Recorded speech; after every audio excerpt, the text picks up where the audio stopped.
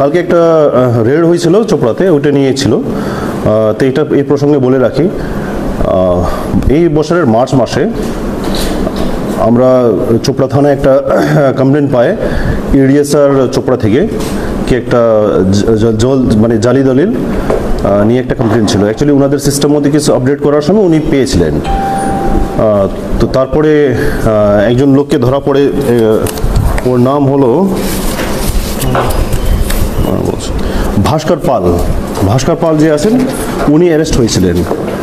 ওনাকে অ্যারেস্ট করার পরে আবার অ্যারেস্ট হয়েছে অমৃত সিংহ। তো অমৃত সিংহকে অ্যারেস্ট করার পরে এই 17 তারিখে অমৃত সিংহের কাছ থেকে যখন পিসি পিরিয়ডে ছিলেন, পিসি পিরিয়ডে ওখানে বিডিও অফিসের কাছেই একটা দোকান ছিল, ওখানে একটা রেড করা হলো। রেড করার পরে ওখানে আবার কিছু মানে জাল দলিল পাওয়ার পরে আর জাল নথিগুলো ছিল অন্য কিছু, তারপর ওখানে একটা কেস হয়। তো ওই কেস করার পরে একজন যে আসামি ছিল, আসামি আমরা পিছা করছিলাম, আমাদের সাসপেক্টের মধ্যে ছিল। তার মাঝখানেই কালকে আবার আমরা কিছু ইনফরমেশন পাই। ইনফরমেশন ভিত্তিতে এএসপি চোপড়া আর ওনার টিম নিয়ে কালকে একটা রেড হয়। রেডে টোটাল 3টে জায়গাতে রেড হয়েছে। বিডিও অফিসের পাশে 3টে জায়গাতে রেড হয়েছে, আর 4 জনকে অ্যারেস্ট করা হয়েছে।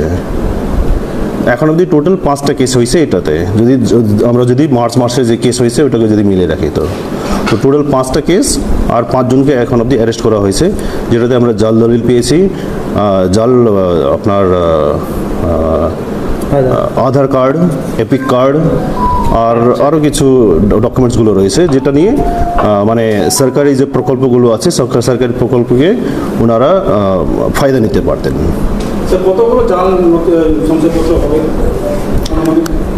এইটা এখন দেখা হচ্ছে, আর মানে আরও কিছু পাওয়া যাবে আমরা দেখছি। আর টোটাল ওইটার মধ্যে আরও আমরা কম্পিউটারগুলো কিছু পেয়েছি, কিছু হার্ড ডিস্ক পাওয়া গেছে, আরও কিছু ইলেকট্রনিক ইকুইপমেন্টসগুলো আমরা পেয়েছি। হ্যাঁ, ওনারা দোকানের মালিক। আচ্ছা, নামগুলো বলে দিচ্ছি। আগে যে ধরা পড়েছিল অমৃত কুমার সিং, আমরা তাদেরকে বললাম। তারপর শেখ ইব্রাহিম রাজা, জাহিরুল হক, সাহিল আক্তার আর মেহবুব আলম।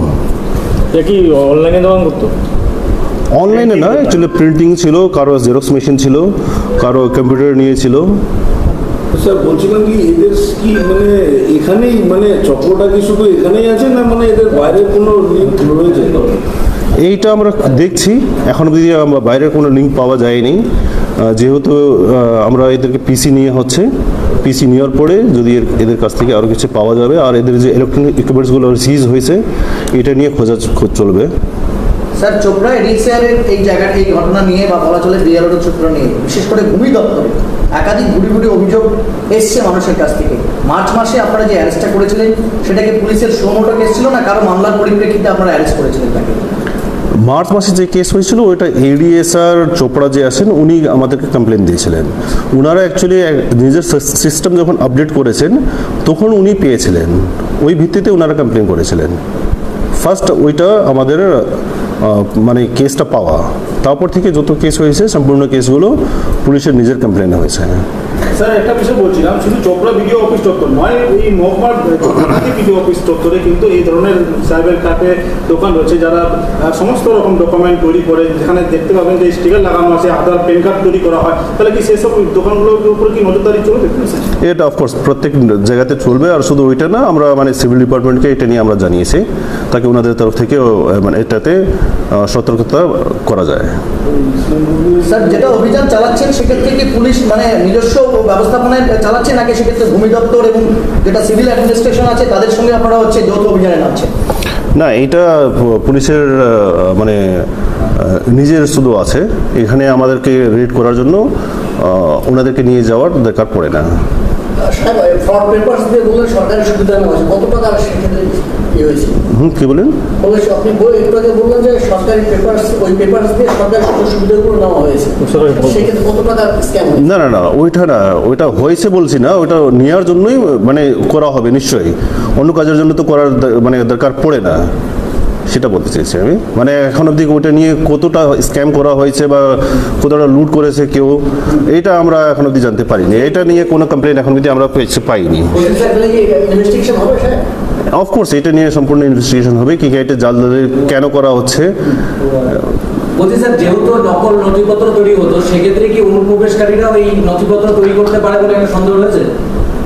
অনুপ্রবেশকারী মানে অন্য দেশ থেকে, মানে বর্ডার এরিয়া পার করে এসে অনেকেই তো নথিপত্র তৈরি করছে, আধার কার্ড যেরকম বললেন আপনি, ইলিগাল মানে ইলিগাল যে ডকুমেন্টগুলো তৈরি করছিল, সেক্ষেত্রে কি অনুপ্রবেশকারী মানে যারা কি ইমিগ্রেন্টস, তারাও কি? না, আমি বুঝতে পারলাম।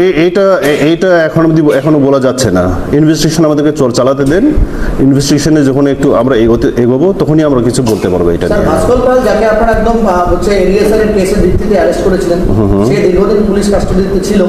তো জিজ্ঞাসাবাদের সময় এমন কি কিছু জানা গেছে যে সেই সমস্ত জাল দলিল আধার ইত্যাদি বানিয়ে জমির হস্তান্তর হয়ে যাচ্ছে বা জমি একজনের নামে অন্যজনের নামে হয়েছে, এমন কিছু কি পাওয়া গেছে এখন পর্যন্ত? না, এখন অবধি ওইসব আমরা কিছু পাইনি। কি বার্তা দিতে চাইবেন সেই সমস্ত সাইবার ফ্রডার যারা এখনো হচ্ছে আইনকে ধোকা দিয়ে এই ধরনের কাজগুলো করছে, কি বলবেন? দেখেন, গত বছরে আমরা অনেকটা রেডগুলো করা হয়েছে। এই বছর আমরা অনেকটা রেড করেছি। আমরা বরাবরই অ্যারেস্ট করে থাকি সাইবার ক্রাইমে। গত এক বছর একটা বড় একটা আপনার আধার কার্ড নিয়ে যে একটা ফ্রড ছিল, ওটা নিয়ে একটা পানিশমেন্টও হয়েছে, যেটা অ্যাকচুয়ালি ইন্ডিয়াতে ফার্স্ট ওই ধরনের পানিশমেন্ট যেটা আধার কার্ড নিয়েছিল, এটা ইসলামপুরে হয়েছিল।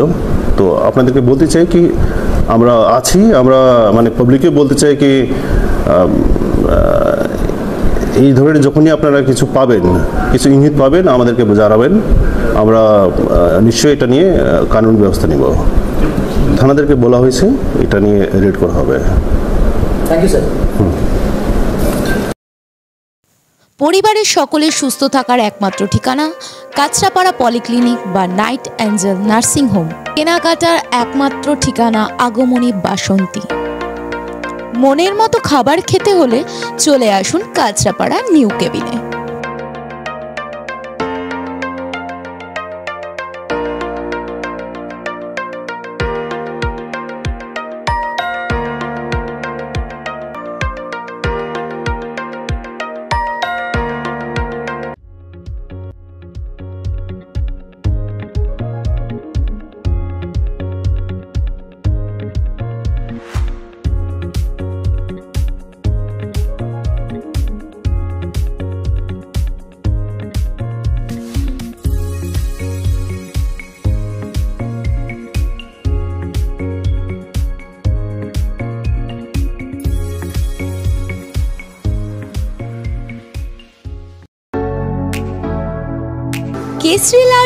কেসরি লাইট হাউস এবং কেসরি লাইট হাউস নিজেদের রান্নাঘরকে আরো অত্যাধুনিকভাবে সাজাতে সমস্ত কিছু পেতে চলে আসুন নৈহাটি গৌরীপুর চৌমাথা বাজার কেসরি লাইট হাউস।